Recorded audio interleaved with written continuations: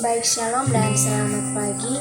Perkenalkan, nama saya Emma Dayanti Nir, mahasiswa Institut Agama Kristen Negeri Kupang, Fakultas Keguruan Ilmu Pendidikan Kristen, Program Studi Pendidikan Kristen Anak Usia Dini, kelas C semester 5. Nah, di video kali ini saya akan mempresentasikan hasil resum buku yang sudah saya buat, di mana judul buku yang saya resum adalah Evaluasi dan Penilaian Pembelajaran.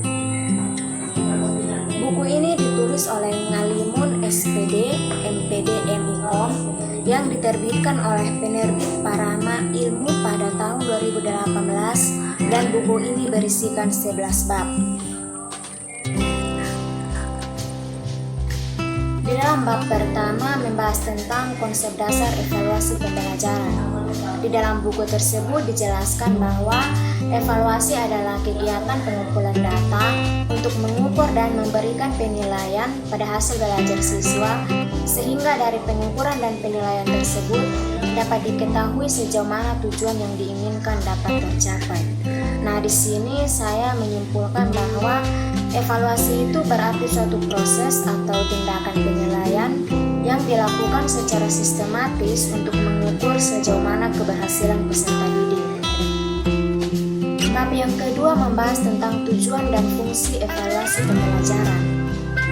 Di dalam buku Evaluasi dan Penilaian Pembelajaran yang saya baca, dijelaskan bahwa tujuan evaluasi pembelajaran adalah untuk mengetahui keefektifan dan efisiensi sistem pembelajaran, baik yang menyangkut tentang tujuan, materi, metode, media, sumber belajar dan lingkungan maupun sistem penilaian itu sendiri. Sedangkan evaluasi berfungsi bagi peserta didik untuk mengetahui sejauh mana kegiatan yang telah dilakukan sesuai dengan tujuan yang ingin dicapai. Dan evaluasi berfungsi untuk memberikan laporan tentang kemajuan peserta didik kepada orang tua, kepala sekolah, guru-guru dan peserta didik itu sendiri. Nah, di sini saya menyimpulkan bahwa evaluasi pembelajaran itu berfungsi untuk perbaikan dan pengembangan sistem pembelajaran yang dilakukan guru untuk mengetahui sejauh mana perkembangan peserta didik. Yang berikut dalam bab 3 membahas tentang teknik evaluasi pembelajaran.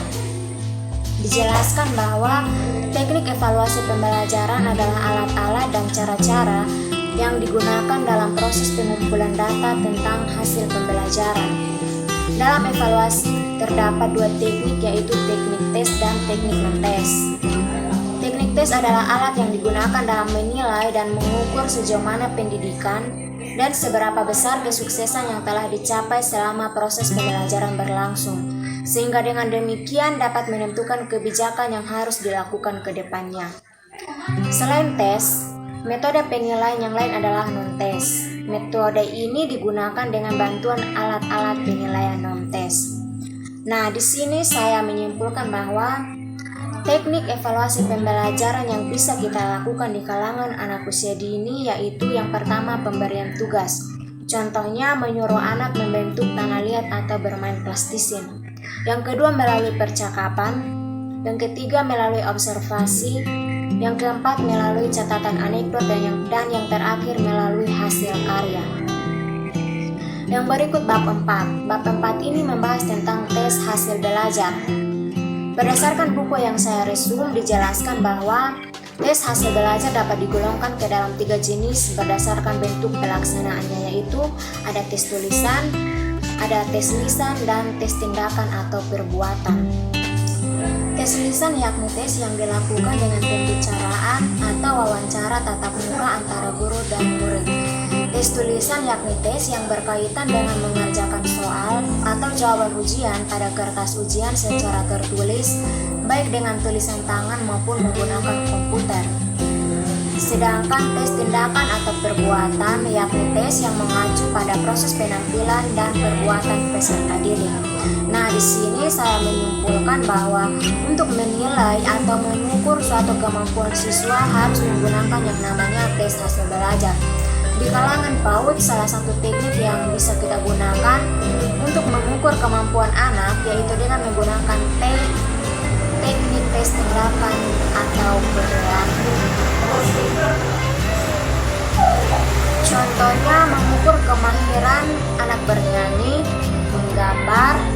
bercerita, menulis, dan lain-lain.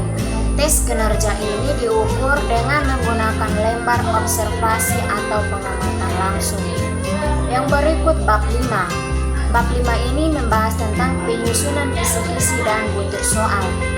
Dalam menentukan perilaku yang akan diukur, penulis soal dapat mengambil atau memperhatikan jenis perilaku yang telah dikembangkan, diantaranya seperti menyebutkan, menentukan, menunjukkan, mengingat kembali, mendefinisikan, serta pemahaman, diantaranya seperti membedakan, mengubah, memberi contoh, memperkirakan, dan mengambil kesimpulan. Yang berikut bab 6. Bab 6 ini membahas tentang pengembangan alat evaluasi jenis tes. Nah, bab 6 ini dijelaskan bahwa ada dua jenis alat tes yang sering dipakai untuk mengukur suatu keberhasilan siswa, yaitu instrumen tes dan instrumen non-tes.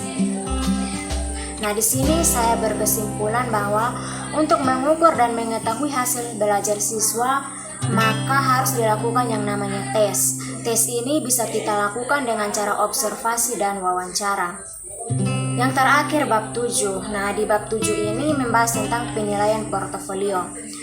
Di buku tersebut menjelaskan bahwa penilaian portofolio merupakan suatu metode penilaian berkesinambungan dengan mengumpulkan informasi atau data secara sistematik atau hasil pekerjaan seseorang.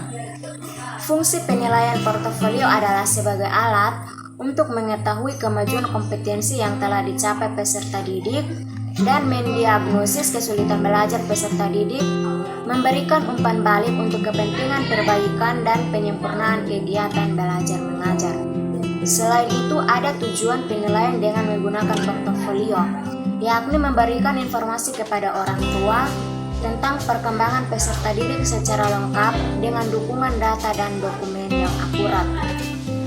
Nah, di sini saya berkesimpulan bahwa penilaian portofolio adalah laporan lengkap tentang segala aktivitas yang dilakukan seseorang yang bertujuan untuk mendokumentasikan semua proses perkembangan dalam mencapai tujuan yang telah ditetapkan. Sekian yang dapat saya jelaskan mengenai resume yang sudah saya buat dari buku evaluasi dan penilaian pembelajaran. Semoga bermanfaat dan terima kasih. Shalom.